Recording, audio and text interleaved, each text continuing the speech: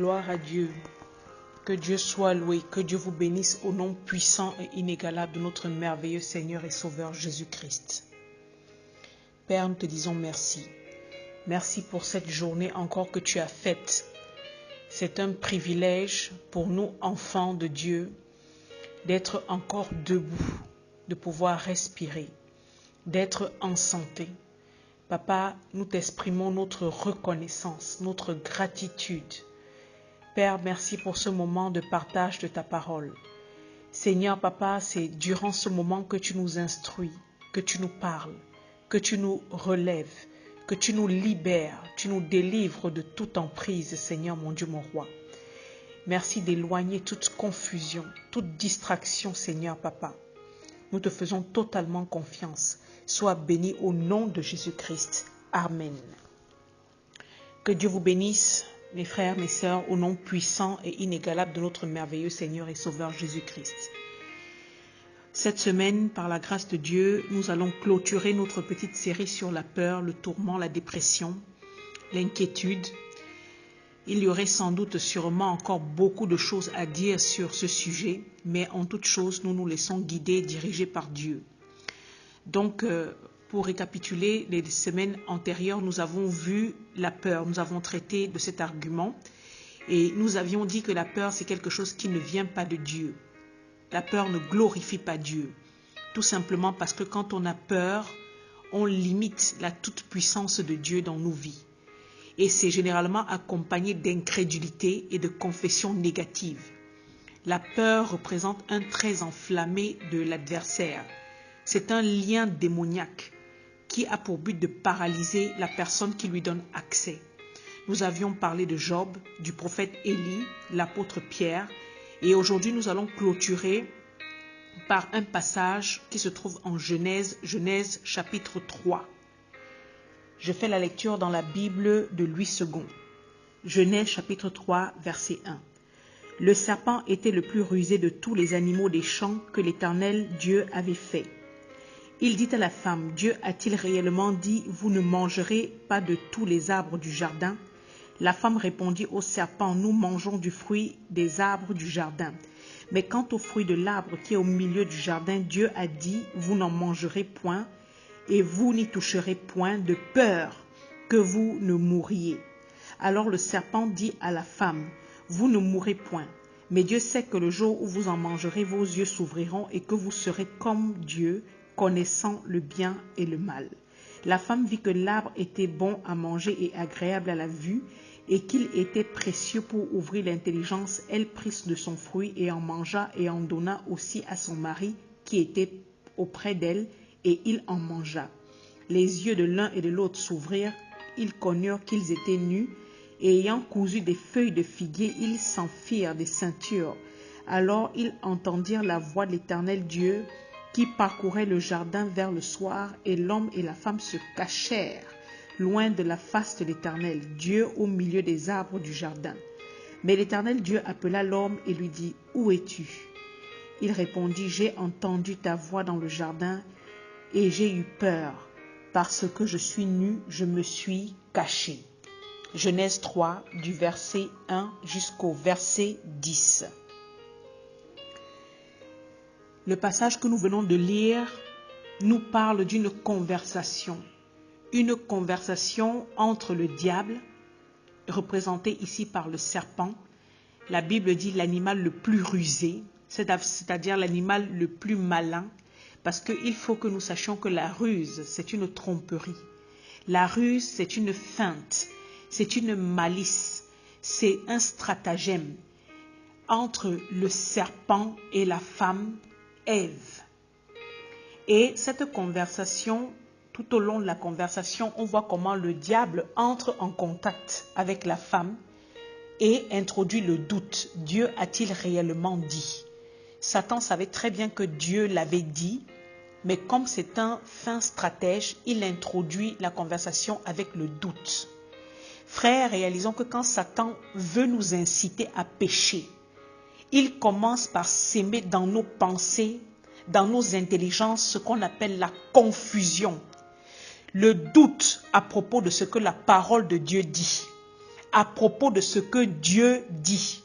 Il éloigne cette couverture spirituelle qui est représentée par la parole de Dieu afin d'avoir le champ libre dans nos intelligences pour nous berner comme il faut. Et la parole de Dieu représente cette forteresse, cette tour, ce roc où en tant que croyants nous sommes censés nous abriter parce qu'elle est un lieu sûr, un abri sûr, inébranlable. Dans le Proverbe 18, verset 10, il est dit « Le nom de l'Éternel est une tour forte. Le juste s'y réfugie et se trouve en sûreté. » Le diable commence toujours d'abord par contredire ce que la parole de Dieu qui est vérité dit en la remplaçant par le mensonge. Souvenons-nous qu'en Jean 8, Jésus-Christ a exposé le diable comme le père du mensonge. Dès qu'il ouvre la bouche, c'est pour mentir. Et dans ce passage, nous voyons comment le péché est un processus qui agit sur les cinq sens. On commence par écouter la voix de l'adversaire. Ça passe par l'écoute, par l'ouïe, par ce que nous entendons. Et on accepte ces mensonges qui, bien entendu, sont véritablement des abominations. Et ici, Ève a écouté, elle a accepté, elle a examiné les propositions parce que la Bible dit qu'elle a regardé. Elle a vu elle a pris le temps de regarder l'arbre, de voir que l'arbre était bon à manger, il était agréable à sa vue, il était précieux pour ouvrir son intelligence. Alors elle l'a pris, elle a touché, elle a pris le fruit et ensuite elle l'a mangé. La vue, le toucher, le goûter, elle est passée par tous les cinq sens. Le péché. Et Ésaïe 59, verset 1 à 2 dit que non, la main de l'Éternel n'est pas trop courte pour nous sauver, ni son oreille trop dure pour nous entendre. Mais ce sont nos crimes qui mettent une séparation entre nous et Dieu. Ce sont nos péchés qui nous cachent sa face et l'empêchent de nous écouter. Frère, le péché entraîne des conséquences lourdes, désastreuses dans les vies. Donc la première est déjà l'éloignement de Dieu. Nous l'avions déjà mentionné les mois antérieurs. Il n'y a rien de bon loin de la face de Dieu. Il n'y a point de paix, il n'y a point de joie, il n'y a point de vie loin de la face de Dieu.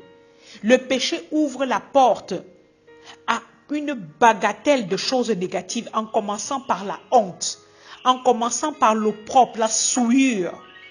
Et c'est là que la peur s'est introduite. La peur s'est introduite à cause du péché. Le péché représente un puissant appât que l'adversaire utilise pour malmener les gens, pour ridiculiser les familles, pour confondre les familles, pour détruire les vies entières. Et ce fut le cas ici de Adam et Ève.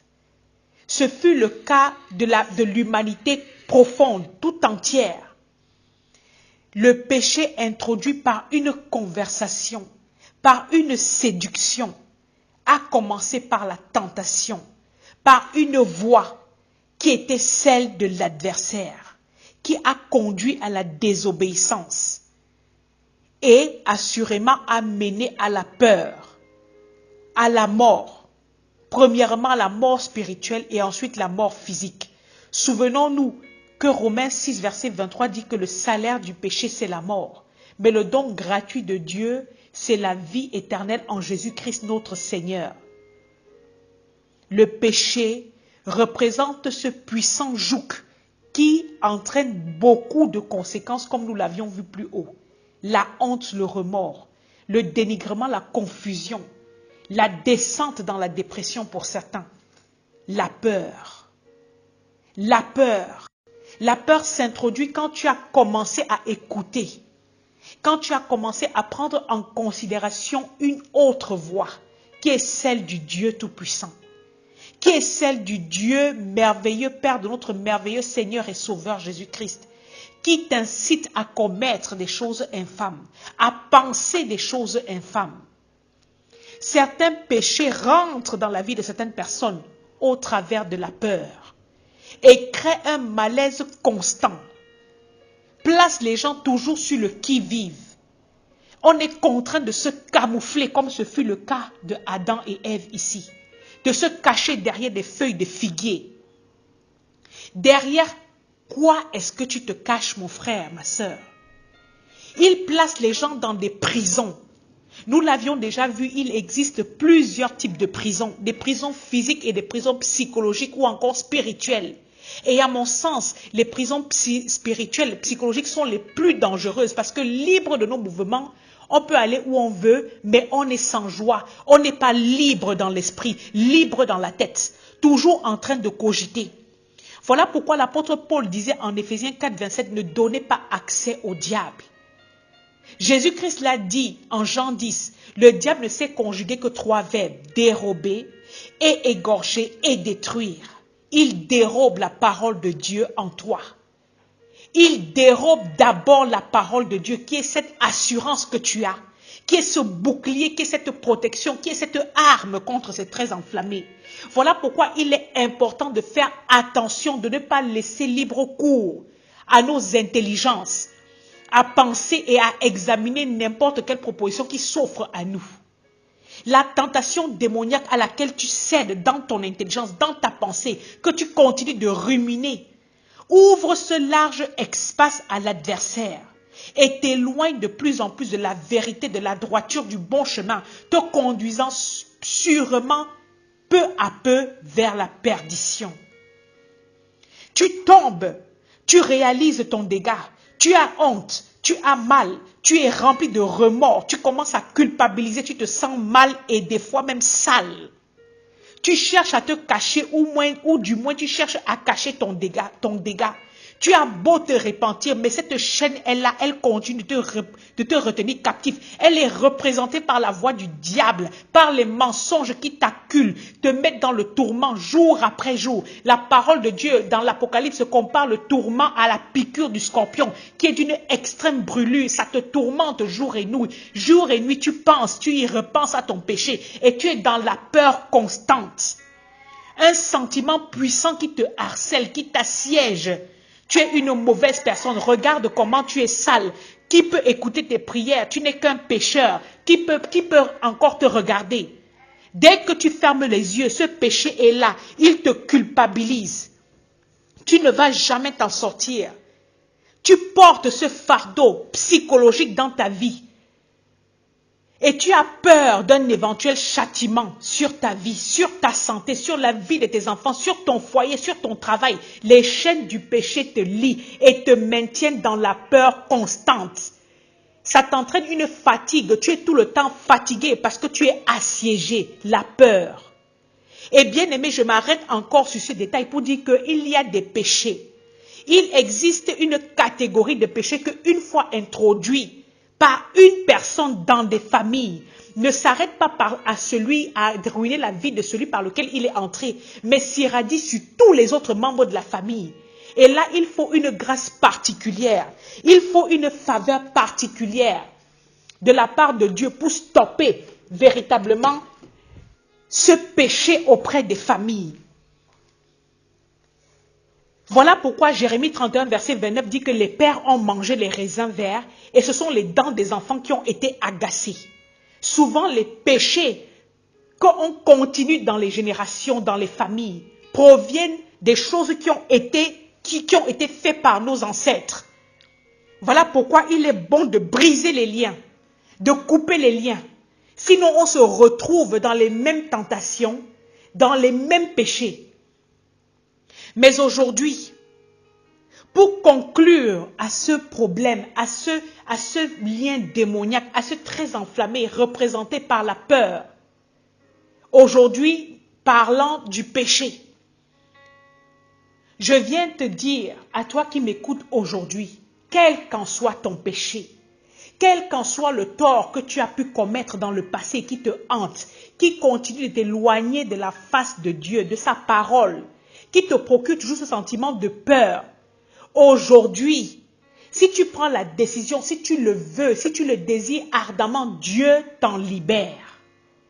Dieu te libère de cela. Mais il faudrait que tu commences premièrement à confesser ton péché à Dieu. Parce qu'il est dit que si nous confessons nos péchés, Dieu est fidèle et juste pour nous pardonner et nous purifier de toute iniquité. 1 Jean 1, verset 9. Il est important que tu demandes pardon de tout ton cœur. Il faut te repentir de ce péché. Si nous disons que nous n'avons pas péché, nous le faisons menteur et sa parole n'est point en nous. 1 Jean 1 verset 10, la suite du verset que nous venons de lire. Il est important que tu te mettes à nu devant Dieu, que tu reconnaisses avoir mal pensé, mal agi. Et si tu l'as déjà fait par le passé, il faut que tu crois de tout ton cœur que Dieu t'a pardonné et que Dieu a effacé ton péché et qu'il ne s'en souvient plus. Parce que généralement, nous continuons d'être liés. Non pas parce que Dieu ne nous a pas pardonnés, mais parce que nous-mêmes, nous ne nous sommes pas pardonnés. Nous continuons à ressasser dans nos intelligences, dans nos cœurs, à nous condamner, à nous auto-condamner, alors que Dieu avait déjà pardonné. Et lorsque nous sommes dans cette attitude, bien évidemment, nous demeurons dans le péché parce que devant Dieu, si nos propres cœurs nous condamnent, nous ne sommes pas justes. Dieu dit que les choses passées sont passées. Tu dois croire que Dieu est tout puissant pour te pardonner ton péché et qu'il a fait de toi une nouvelle créature. Si tu as donné ta vie à Christ, si tu as accepté Christ comme Seigneur et Sauveur, il n'y a plus de condamnation pour ceux qui sont en Christ. Les choses passées sont passées. Le vieil homme est définitivement mort. Si en Marc 11, verset 22 à 23, Jésus-Christ a dit: ayez la foi en Dieu. Je vous le dis en vérité, si quelqu'un dit à cette montagne, moi je vais te dire aujourd'hui, si tu dis à ce péché, ôte-toi de là, ôte-toi de mon cœur, de mon intelligence, et jette-toi dans la mer, et si tu ne doutes point, tu crois que ce que tu dis arrive, tu le verras s'accomplir. Il faut faire totalement confiance à Dieu. Parce que la croyance que nous plaçons en Dieu est ce potentiel qui est mis à notre disposition pour voir la puissance de Dieu se manifester dans nos vies. Et c'est nous, en tant qu'enfants de Dieu, qui détenons cette merveilleuse clé pour voir le bras puissant de Dieu agir dans nos vies. La croyance en Dieu est capable de briser ce joug de peur que tu traînes depuis des années. Psaume 50, verset 15. Invoque-moi au jour de ta détresse et je te délivrerai, tu me glorifieras. Décide qu'aujourd'hui tu ne resteras plus esclave de la peur, ni prisonnier des insécurités. Parce qu'aujourd'hui Dieu te pardonne, te relève. Si tu as la croyance en Dieu, comme ce tout petit grain de moutarde, qui est le plus petit grain qui existe au monde, tu es capable de couper ce lien qui te tient. Tu es capable de briser cette prison dans laquelle Satan t'a enfermé. Romains 8, verset 1. Il n'y a donc maintenant aucune condamnation pour ceux qui sont en Jésus-Christ. Vous connaîtrez la vérité et la vérité vous rendra libre. Lorsque Satan viendra te rappeler ton péché, dis-lui qu'il est écrit, il n'y a point de condamnation.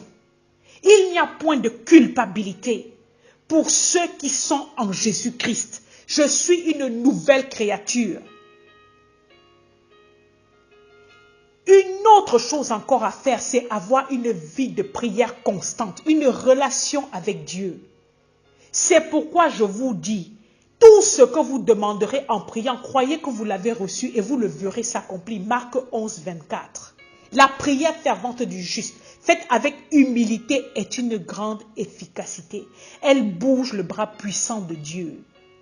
Une prière faite avec humilité et vérité, où on n'essaie pas de mentir, où on n'essaie pas de manipuler Dieu, parce qu'on sait que Dieu sonde les cœurs, et qu'avant même que nous ouvrions la bouche, Dieu sait déjà, dans son omniscience, toutes choses.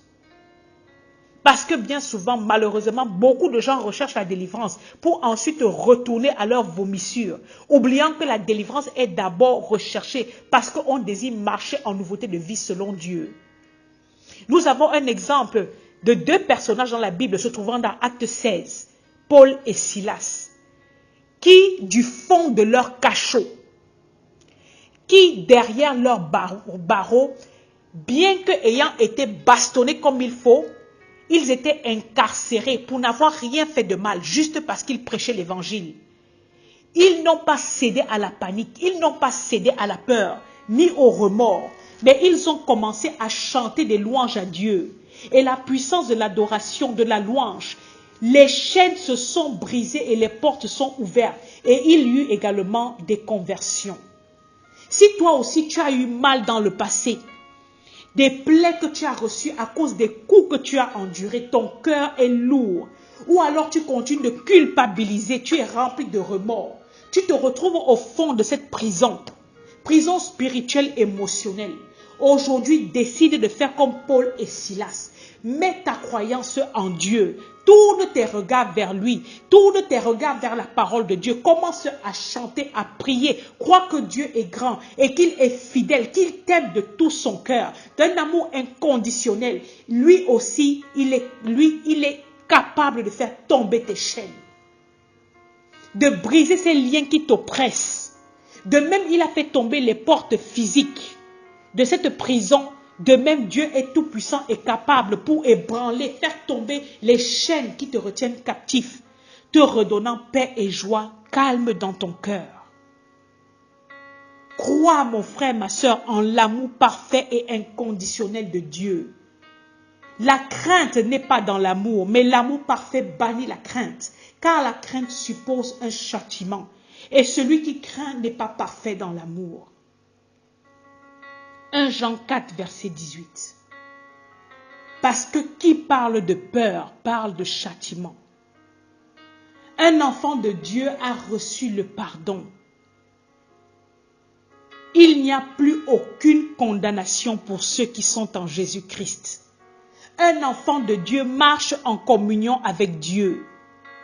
Il n'est plus censé vivre dans l'anxiété, dans la crainte d'une éventuelle punition divine à cause d'un péché qu'il aurait commis. Parce que l'amour de Dieu libère de la peur. Il le relève. Voilà pourquoi le diable n'a plus le droit de t'enfermer dans aucune forme de culpabilité qui te maintient dans la peur, dans la honte et le tourment. Parce que Dieu a envoyé son Fils Jésus-Christ. Parce qu'il t'a tant aimé. Il a envoyé son Fils Jésus-Christ mourir afin que son sang te lave de tout péché, de toute honte, enlève toute peur en toi. Jésus-Christ l'a dit dans la parole qu'il est venu pour proclamer la délivrance aux captifs. Pour proclamer la délivrance aux captifs, ça faisait partie de sa mission en Luc 4.